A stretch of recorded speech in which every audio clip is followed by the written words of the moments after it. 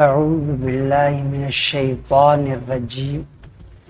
بسم اللہ الرحمن الرحیم۔ سورۃ الذاریات مکیۃ وہی 60 آیت و 3 رکوعات۔ والذاریات ذروا فالحاملات وقرا فالجاریات یسرا فالمقسمات امرا انما توعدون لصادق وان الدین لواقع۔ یہ سورہ ذاریات مکہ مکرمہ میں نازل ہوئی۔ اس میں 60 آیتیں اور 3 رکوع ہیں۔ سورتوں کی ترتیب میں یہ 51ویں سورت ہے۔ اس کا نام ذاریات یہ پہلے ہی لفظ والذاریات کی وجہ سے رکھا۔ تو ذاریات حق تعالی شانوں نے قسم کھائی اپنی مخلوقات کی، تو ذاریات ہوائیں، تیز چلنے والی ہوائیں۔ والذاریات ذروا قسم ہے ان ہواؤں کی جو تیز چلتی ہے، گرد و غبار کو اڑاتی ہے۔ فالحاملات وقرا پھر ان بادلوں کی جو بوجھ اٹھاتے ہیں، یعنی پانی کا بوجھ۔ فالجاریات یسرا پھر ان کشتیوں کی جو نرمی کے ساتھ چلتی ہیں۔ فالمقسمات امرا پھر ان فرشتوں کی جو اللہ کے احکامات کو نافذ کرتے ہیں اور تقسیم کرتے ہیں، رزق، بارش، سعادت، شقاوت، بدبختی۔ کوئی ڈرتا ہے، دل میں ڈر بیٹھ جاتا ہے، کوئی نڈر ہوتا ہے، تو وہ سعادت، شقاوت سب تقسیم کرتے ہیں جہاں جتنی ضرورت ہوتی ہے۔ تو حضرت عمر فاروق رضی اللہ تعالیٰ عنہ، سیدنا حضرت علی رضی اللہ تعالیٰ عنہ اس کے معنی یہ بتائے، یہ قسم کھائی اس بات پر انما توعدون لصادق، جن کا تم سے وعدہ کیا جاتا ہے، ساری باتیں آپ صلی اللہ علیہ وسلم اللہ کی خبر جو بتاتے ہیں، اللہ کی آیات جو سناتے ہیں، وہ سچی ہے، ایک دم سچی ہے۔ انما توعدون لصادق، قیامت کی، جزا سزا کی، حشر نشر، اسی کا اس صورت میں ذکر ہے۔ وہ انکار کرتے تھے۔ وَإِنَّ الدِّينَ لَوَاقِعٌ، اور دین کے معنی مذہب کے، دین کے معنی جزا کے، سزا کے، بدلے کے۔ تو یہاں وَإِنَّ الدِّينَ لَوَاقِعٌ، اور جزا سزا ہے یہ واقع ہو کر رہے گی، یعنی نیک اعمال، ایمان، اعمال صالحہ کی اچھی جزا قیامت میں مل کر رہے گی، اور کفر، کفریات، شرک، شرکیات،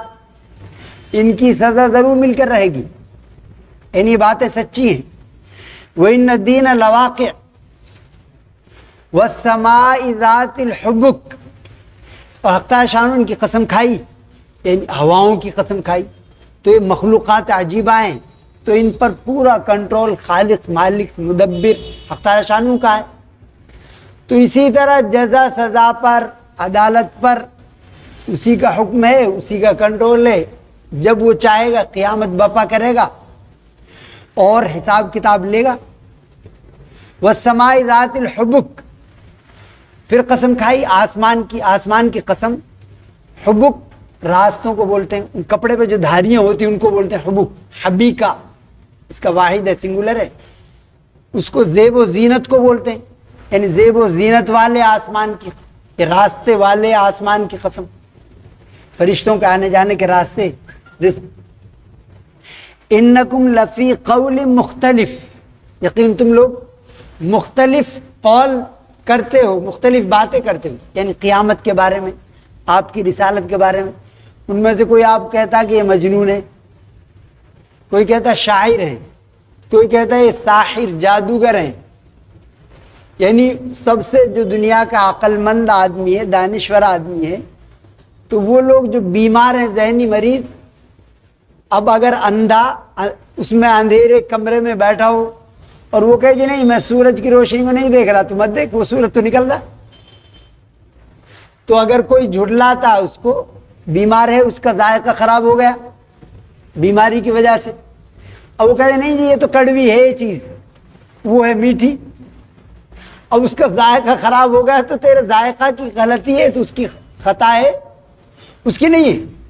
تو یہ تو برحق ہے، یہ تو سب سے عاقل ہے، دنیا کا سب سے عقل مند آدمی۔ تو ان کے بارے میں، قرآن کے بارے میں کہ انہوں نے سیکھا ہے، بعض عیسائی کہتے ہیں کہ بحیرہ راہب جو ہے آپ صلی اللہ علیہ وسلم کی ان سے ملاقات ہوئی،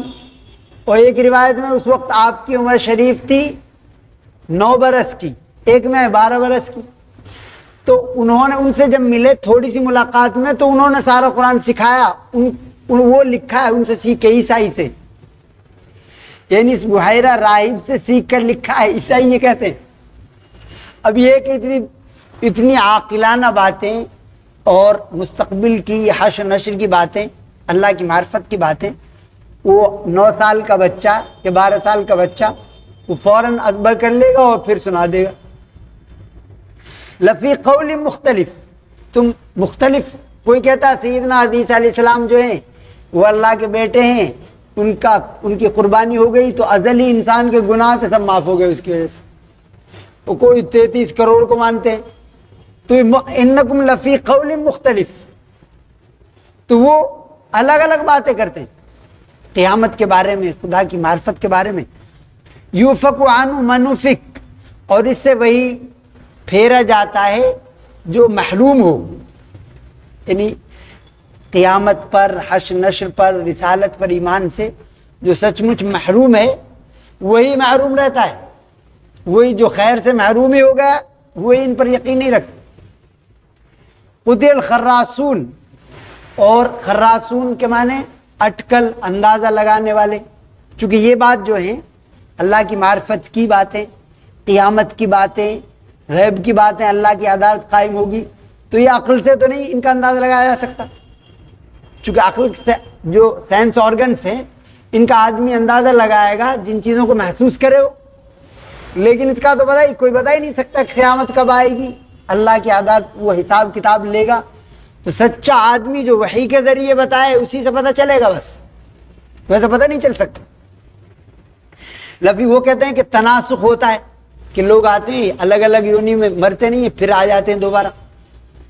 یعنی جو جا رہے ہیں وہ واپس آ جاتے ہیں کسی نہ کسی شکل میں، چوٹی کی شکل میں، اس کی شکل میں۔ اگر ان کی بات مان لیں تو پھر تو یہاں تل دھرنے کے لیے جگہ نہیں رہے گی، چونکہ سب تو آ ہی رہے ہیں،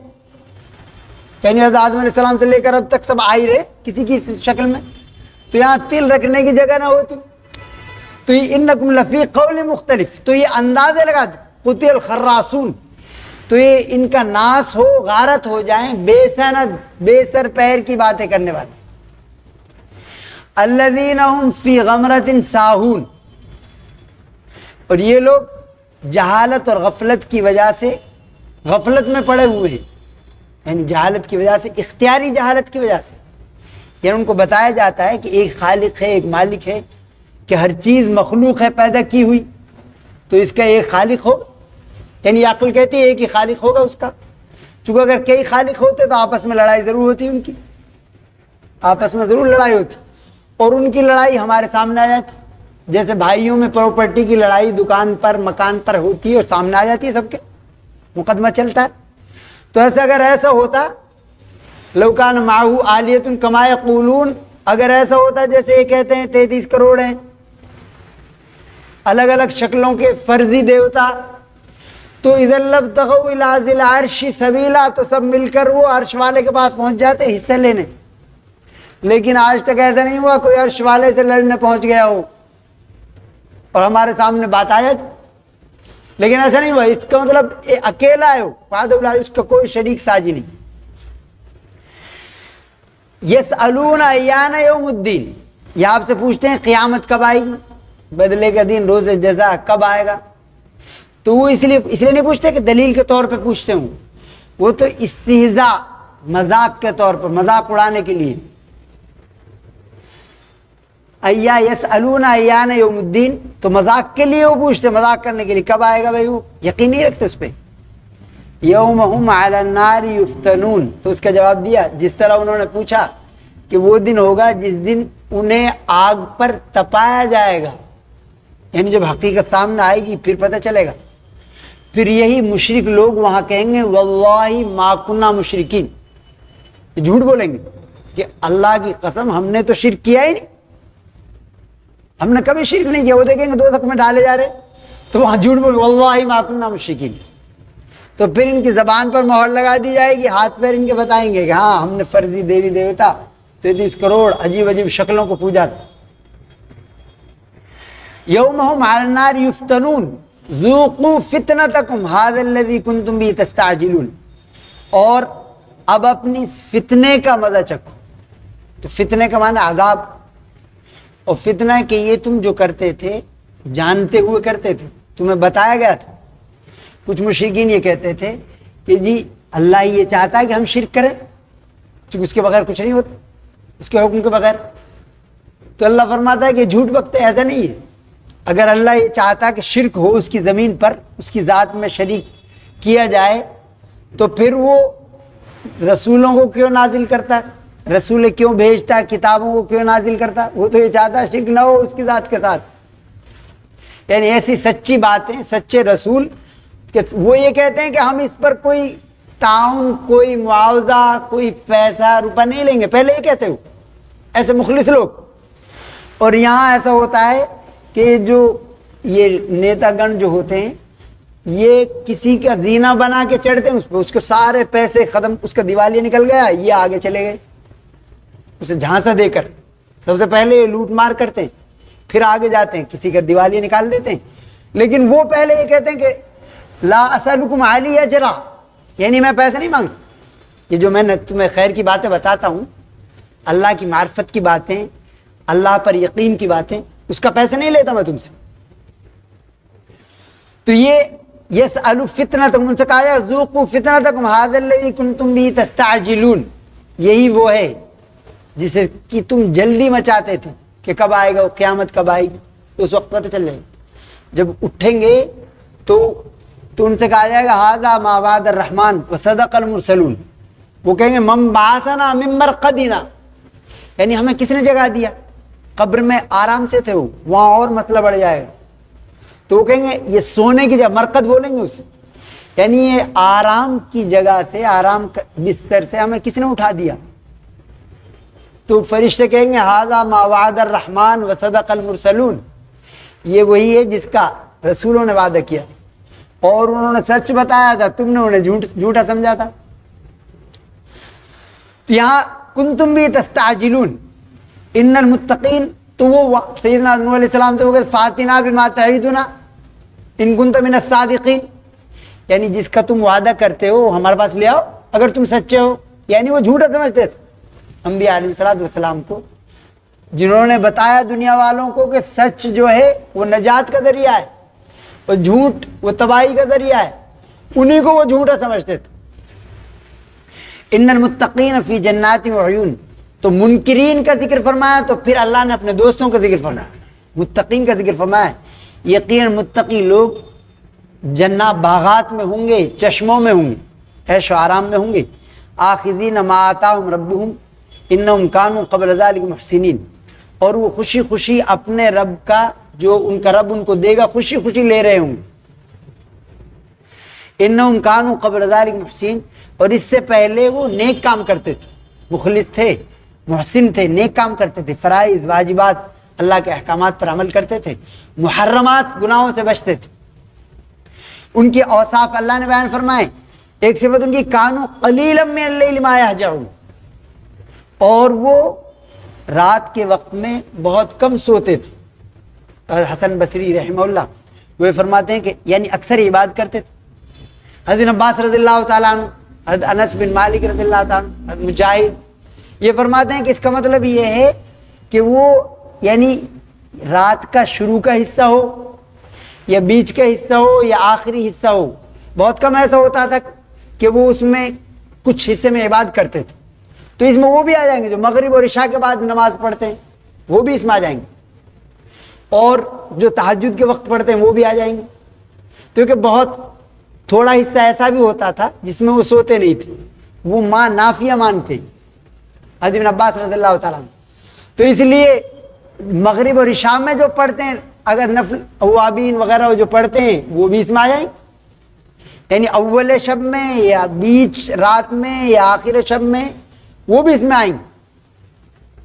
ایک صاحب نے پوچھا، بنو تمیم کے ایک صاحب، انہوں نے حضرت عبد الرحمن بن زید بن اسلم، وہ کہتے ہیں کہ میرے والد سے پوچھا کہ اللہ نے جو صفت بیان کی ہے وہ تو ہمیں نہیں پایا تھا، اس میں قلیلا من اللیل ما یہجعون، رات میں بہت کم سوتے ہیں، مشقت کرتے ہیں، عبادت کرتے ہیں، اطاعت کرتے ہیں، اس میں رات گزارتے ہیں، لیکن ہم یہ قلیلا من اللیل ما نقوم، ہم رات میں کم اٹھتے ہیں، ہماری صفت تو یہ ہے۔ تو انہوں نے فرمایا طوبی لمن رقد اذا نعس، یعنی اس کے لیے خوشخبری ہے جو آدمی نیند آئے تو سو جائے، واتق اللہ اذا استيقظ، اور جب جگہ ہو تو اللہ سے ڈر کر زندگی گزارے، یعنی بزنس کر رہا ہو دکان پہ تو فرائض واجبات جگتے ہوئے میں بھی، صرف یہی نہیں کہ آدمی زیادہ جگے ہو، یعنی جگتا ہوا بھی اللہ سے ڈرے، اور جب نیند آئے تو سو جائے، یعنی زیادہ جاگنا ہی صرف وہ نہیں۔ اب عبداللہ بن سلام یہودیوں کے بڑے عالم ہیں، آپ فرماتے اگر یہودیوں میں سے 10 لوگ 10 بڑے عالم ایمان لے آتے تو سارے یہودی اسلام لے آتے، تو ان میں سے کم سب سے بڑا عالم تھے۔ تو وہ کہتے سب سے پہلی جو میری ملاقات ہوئی آپ صلی اللہ علیہ وسلم سے، تو آپ فرما رہے تھے یا الناس لوگو اطعموا الطعام، کھانا کھلاؤ، ان لوگوں کو کھانا کھلاؤ، اطعموا الطعام، سب کو کھانا کھلاؤ، اطعموا الطعام وصلوا الارحام، اور رشتوں صلہ رحمی کرو لوگوں کے ساتھ، ہمارے ایک بھائی میں لڑائی، اس میں لڑائی، زمین جائیداد پہ لڑائی، اور آپ یہ فرماتے صلوا الارحام، یعنی رشتوں کو نبھاؤ، صلہ رحمی کرو لوگوں کے ساتھ، اور فرماتے وافشوا السلام، اور سلام کو پھیلاؤ، یعنی سلام تو سب سے اچھی دعا ہے، کسی مذہب میں نہیں پایا تو کوئی ہاتھ جوڑتا ہے، کوئی پیر جوڑتا ہے، کوئی کسی مذہبی نام لے لیتا ہے، کسی لیڈی کا نام لے لیتا ہے، کوئی کسی مرد کا نام لے لیتا ہے، لیکن اسلام میں السلام علیکم ورحمۃ اللہ وبرکاتہ، اس کو پھیلاؤ، یعنی اللہ کی رحمتیں ہوں، اللہ کی برکتیں ہوں تم پر، گھر میں جاؤ کسی سے ملو تو اس نے تو بڑی دعا دی، اس لیے مرحوم کا بھی ذکر کرے تو اس کے لیے دعا کہ اللہ اسے مغفرت فرمائے اس کی، تو یہ بڑی نعمت ہے، اسلام کا ہر حکم نعمت ہے۔ تو آپ نے فرمایا افشوا السلام، سلام کو پھیلاؤ، وصلوا باللیل والناس نیام، اور جب لوگ سو رہے ہوں گہری نیند میں تب نماز پڑھو، تدخل جنت بسلام، تو تم جنت میں سلامتی کے ساتھ داخل ہو جاؤ، یعنی یہ صفات اگر پائی جاتی ہے تو تم سلامتی کے ساتھ جنت میں داخل ہو جاؤ۔ تو ان کی صفت یہ تھی وبالاسحار هم یستغفرون، ایک صفت یہ کہ سحر کے وقت وہ استغفار کرتے ہیں، یعنی سحر جو ہے یہ چھٹے حصے کو بولتے ہیں، رات کے 6 حصے کر لیں تو آخری سحر، اور حدیث پاک میں آتا ہے کہ آخری تہائی حصے میں حق تعالی شان نزول فرماتے ہیں آسمان دنیا پر، نزول اس کی شان کے مطابق ہے، اور پھر فرماتے ہیں کوئی ہے توبہ کرنے والا میں اس کی توبہ قبول کروں، کوئی ہے استغفار کرنے والا میں اس کا استغفار قبول کروں۔ وبالاسحار هم یستغفرون، یعنی وہ استغفار کرتے ہیں، یعنی یہ نہیں کہ رات بھر تو انہوں نے عبادت کی دیر تک اور پھر اس پہ غرور میں آ کر کے اب اتنی عبادت کی بس کافی، ایسا نہیں، وہ گڑ گڑاتے ہیں، پھر بھی استغفار کرتے ہیں، اپنے گناہوں کی معافی طلب کرتے ہیں۔ یعنی آپ صلی اللہ علیہ وسلم نماز پڑھتے، فرض نماز، اور آپ جیسی کوئی نماز نہیں پڑھ سکتا، آپ نے تمام انبیاء کی امامت کی معراج کے موقع پر، تو آپ سے اچھی کوئی نبی بھی نماز نہیں پڑھ سکتا، اور پھر نماز کے فوراً بعد آپ پڑھتے استغفر اللہ استغفر اللہ استغفر 3 بار، یہ نماز سب سے بڑا کام کیا، اور آپ سے اچھی کوئی نماز نہیں پڑھ سکتا، اور پھر فرماتے آخر میں استغفر اللہ استغفر اللہ استغفر اللہ، یعنی میں اللہ سے گناہوں کی معافی طلب کرتا ہوں۔ تو یہ ان کی صفت ہے کہ عبادت کرتے آخر میں لیکن استغفار کرتے، کہ ایسا نہ ہو کوئی چوک ہو گئی ہو تو وہ غرور نہیں کرتا اپنی عبادات پر، وہ اللہ کی توفیق سمجھتے ہیں اسے۔ وفی اموالہم حق للسائل والمحروم، اور ایک صفت ان کی یہ ہے ان کے مال میں حق ہے سوالی کا اور غیر سوالی کا، مانگنے والے ایک تو ہے کہ وہ اظہار کر دیتے ہیں اپنی ضرورت کا، سائل اسے بولتے ہیں جو اپنی ضرورت کا اظہار کر دے کہ جی ضرورت ہے، بیمار ہے فلاں، آپ مدد کر دیجئے، اور محروم وہ ہے جو ضرورت کا اظہار نہیں کرتا، یعنی چھپاتا اپنا آپ شرافت نفس کی وجہ سے۔ تو یہ لوگ کیا کرتے ہیں ان کا بھی خیال رکھتے ہیں، ان کی تحقیق کرتے ہیں ایسے لوگ کون ہیں، ان کو کہ ایسے یتیم ہوں، ایسی بیوائیں ہوں، ایسے ضرورت مند ہوں کہ ان کے بیمار ہے، لا علاج ہے، کچھ نہیں، ان کو ڈھونڈ کے تحقیق کر کے ان کی مدد کرتے ہیں۔ وفی اموالہم حق، تو صرف بدنی عبادت نہیں، یہ مالی عبادت بھی کرتے ہیں، یعنی مالی عبادت۔ وفی اموالہم حق للسائل والمحروم وفی الارض آیات للموقنین، اور اللہ نے فرمایا کہ زمین میں بڑی نشانیاں ہیں یقین کرنے والوں کے، یعنی زمین ابھی فصل اگ رہی ہے، ابھی وہاں بالکل بنجر ہے، ریت اڑ رہا ہے وہاں، اور انسان وہ بچپن پھر جوان ہو گیا پھر بوڑھا ہو گیا، اور وہ سمجھتا ہے کہ کچھ دن پہلے کی بات ہے، اس کی زندگی چلی گئی، بس تھوڑے دن تھے، تھوڑے دن پہلے کی بات ہے۔ تو وہ یہ اس میں نشانیاں ہیں، مظاہر قدرت ہیں، اللہ کمال قدرت کی۔ وفی الارض آیات للموقنین وفی انفسکم افلا تبصرون، اور خود تمہاری ذات میں، یعنی ذات میں آدمی کھانا کھاتا ہے لقمہ، اسے پتہ نہیں اس کیمیکل چینج کیا ہوا اس کے ساتھ، کیا حصہ نروس سسٹم کا، کون سرکولیٹری سسٹم دوران خون کا حصہ بن گیا، کیا ہوا اسے پتہ ہی نہیں اس لقمے کے ساتھ کیا ہوا۔ تو وہ عالم اصغر ہے، پوری انسان کی جو شخصیت ہے، ذات ہے، وہ ایک چھوٹی دنیا ہے۔ تو پھر تمہاری ذات میں وفی انفسکم افلا تبصرون، یعنی آدمی چاہتا کہ کام کر لوں، پورا پلان بنا لیا، پھر اسے نہیں کرتا ہو، تو یہ تبدیلیاں کون کرتا ہے؟ دل بدل جاتا ہے۔ وفی انفسکم افلا تبصرون، تو کیا تم دیکھتے نہیں، غور و فکر نہیں کرتے کہ کس نے ایسا کیا؟ وفی السماء رزقکم وما توعدون،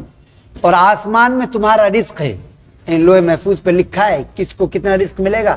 حدیث میں آتا ہے جیسے موت ضرور آئے گی، چھوڑے گی نہیں کسی کو، اسی طرح رزق نہیں چھوڑے گا، اس سے بھاگ نہیں سکتا آدمی رزق سے، وہ اسے مل کے رہے گا۔ جتنے لقمے اسے کھانے ہیں، جتنے سانس وہ لینا ہے، سارے وہ لقمے کھائے گا، اتنے سانس وہ لے گا۔ وفی السماء رزقکم وما توعدون فورب السماء والارض، آسمان اور زمین کے رب کی قسم، انہ الحق، یہ بالکل برحق ہے۔ مثل ما انکم تنطقون، اسی طرح جیسا تم آپس میں باتیں کرتے ہو، گفتگو ایک دوسرے سے کرتے ہو، بالکل یہ ایسے ہی سچی بات۔ اللہ نے جو دلائل یہ بیان کیے، نشانیاں، یہ جس طرح ہم باتیں کرتے ہیں بالکل اسی طرح۔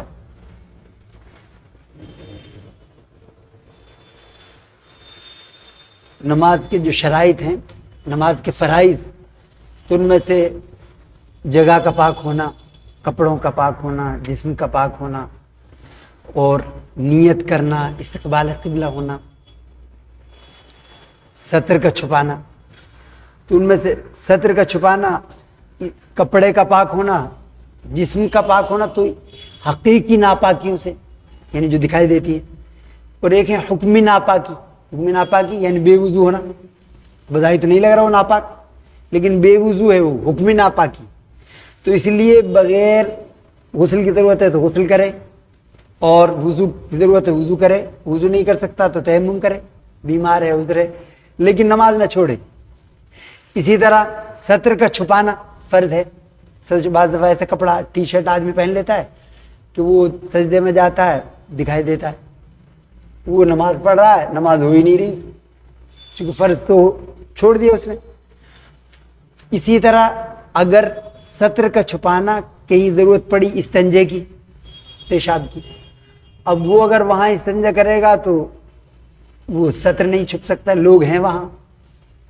تو اب یہ نجاست کے ساتھ ہی ایسی نماز پڑھے گا، نماز نہیں چھوڑے گا، یعنی ستر تو نہ دکھائے وہاں لیکن نماز نہ چھوڑے، اسی حالت میں نماز پڑھے گا۔ اسی طرح جو مقامات، جسم کے جو حصے جہاں پانی پہنچانا فرض نہیں ہے، وہاں اگر ناپاکی لگی ہو، جیسے آنکھ کا حصہ، سرما لگا لیا ناپاک سرما، تو آنکھ کا اندر کا حصہ دھونا چونکہ فرض نہیں ہے، اب اگر ناپاک سرما اس نے لگا لیا تو اسے نماز ہو جائے گی۔ فَلِلَّهِ الْحَمْدُ رَبِّ السَّمَاوَاتِ وَرَبِّ الْأَرْضِ رَبِّ الْعَالَمِينَ وَلَهُ الْكِبْرِيَاءُ فِي السَّمَاوَاتِ وَالْأَرْضِ وَالْعَزِيزُ الْحَكِيمُ اللهم صل على محمد وعلى آل محمد كما صليت على إبراهيم وعلى آل إبراهيم إنك حميد مجيد اللهم بارك على محمد وعلى آل محمد كما باركت على إبراهيم وعلى آل إبراهيم إنك حميد مجيد۔ یا اللہ نظر رحمت سے بغیر استحقاق ہمارے گناہوں کو معاف فرما، یا اللہ ہماری خطاؤں کو درگزر فرما، یا اللہ ہر کفر کو، ہر شرک کو اسلام اور ایمان میں تبدیل فرما، یا اللہ ہر معصیت، ہر گناہ کو اطاعت میں تبدیل فرما، یا اللہ جو پریشان حال ہیں ان کو پریشانی دور فرما، یا اللہ جو بیمار ہیں ان کو شفا کو نصیب فرما، یا اللہ جو وفات پا چکے ہیں مغفرت فرما، یا اللہ جو بے روزگار ہیں ان کو حلال روزگار میسر فرما، یا اللہ اپنی سچی محبت سچی معرفت پیدا فرما، اپنے رسول پاک صلی اللہ علیہ وآلہ وصحبہ وسلم کی سچی محبت سچی اطاعت پیدا فرما، یا اللہ ہمارے افراد کی ہمارے اداروں کی حفاظت فرما، یا اللہ ہمارے جان مال عزت آبرو کی حفاظت فرما، یا اللہ جب تک ہمیں زندہ رکھ اسلام پر ایمان پر قرآن و سنت پر زندہ رکھ، جماعت ایمان عطا فرما، یا اللہ ہم نے فرمان دعاؤں قبول فرما۔ اللهم انا نسألك من خير ما سألك منه نبيك محمد صلى الله عليه وآله وصحبه وسلم،